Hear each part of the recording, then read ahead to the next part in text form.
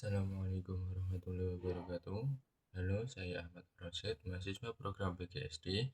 Di sini saya akan membahas tentang masalah pilar-pilar pendidikan Ki Hajar Dewantara di era digital. Pembahasan pertama saya adalah apa itu pilar pendidikan. Nah, mari kita mulai dengan definisi dasar dalam konteks pendidikan. Pilar bukan sekedar tiang bangunan, melainkan fondasi filosofis yang menopang seluruh sistem pendidikan. Tanpa pilar yang kuat, pendidikan bisa roboh diterpa angin perubahan zaman. Kemudian, bagi bangsa Indonesia, pilar itu dirumuskan oleh Bapak Pendidikan kita, Ki Hajar Dewantara.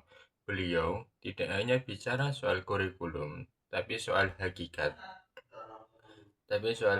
manusia. Prinsipnya terkenal, yaitu ing ngarsa sung tulodo, ing madya manungkarsa, dan tutwuri handayani. Pertanyaannya sekarang, apakah prinsip di tahun 1920-an ini masih relevan di era AI, Zoom, dan TikTok? Nah, kemudian kita lanjut ke pembahasan kedua, yaitu analisis relevansi dan tantangan di era digital. Saya akan membedahnya satu persatu dengan kacamata filosofi ilmu, katanya kacamata filsafat ilmu, dan realitas saat ini. Pertama, ingat sosong tulodo, atau dalam bahasa Indonesia di depan memberi teladan. Dulu, guru adalah satu-satunya sumber ilmu. Di era digital, informasi ada di mana-mana. Tantangannya bukan lagi siapa yang paling tahu, tapi siapa yang paling bijak. Relevansinya, guru harus menjadi teladan dalam literasi digital. Bukan cuma pintar pakai PowerPoint, tapi teladan dalam etika berinternet, menyaring hoax, dan menggunakan teknologi secara bertanggung jawab. Jika guru saja menyebar konten negatif, bagaimana murid bisa belajar integritas? Yang kedua, ingarso mangun karso. Dalam bahasa Indonesianya, di tengah membangun kemauan atau kreativitas.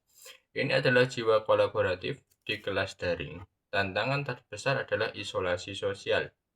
Siswa merasa sendirian di depan layar. Relevansinya, peran guru bergeser dari penceramah menjadi fasilitator kolaborasi. Kita harus membangkitkan kemauan belajar mandiri atau self-regulated learning melalui proyek-proyek digital yang menuntut kerjasama tim virtual. Jadi guru hadir di tengah-tengah siswa, mendampingi mereka navigating lautan informasi internet, bukan membiarkan mereka tenggelam. Pembahasan yang ketiga, tutwuri handayani. Dalam bahasa Indonesianya, dari belakang memberi dorongan. Ini adalah prinsip pemberdayaan dalam pembelajaran hibrid atau daring. Kontrol guru terhadap siswa berkurang. Relevansinya, kita tidak bisa lagi mengawasi setiap gerak-gerik siswa, maka pendekatan tutwuri handayani menjadi kunci, memberi ruang bagi siswa untuk mengeksplorasi minat mereka lewat platform digital. Lalu guru memberikan umpan balik yang mendorong mereka maju. Ini sejalan dengan filosofi student centered learning yang digaungkan kurikulum merdeka. Kemudian, refleksi menjawab persoalan pendidikan nasional. Saya akan membahas refleksinya menjawab persoalan pendidikan nasional. Lalu, bagaimana pilar ini menjawab persoalan pendidikan nasional saat ini? Kita sering mendengar keluhan tentang krisis karakter dan kesenjangan akses digital. Dengan kembali ke akar filosofi Ki Hajar Dewantara, kita menyadari bahwa teknologi hanyalah alat, bukan tujuan. Masalahnya, Bukan karena siswa terlalu banyak main HP, tapi karena hilangnya keteladanan. Kemudian, masalah yang lainnya bukan karena siswa malas belajar daring, tapi karena kurangnya motivasi intrinsik yang dibangun melalui pendamping. Kemudian masalah lainnya juga bukan karena siswa pasif, tapi karena metode kita masih otoriter, bukan memberdayakan. Jadi solusi filosofisnya adalah humanisasi teknologi. Kita gunakan teknologi untuk memperkuat nilai-nilai kemanusiaan, bukan menggantikannya.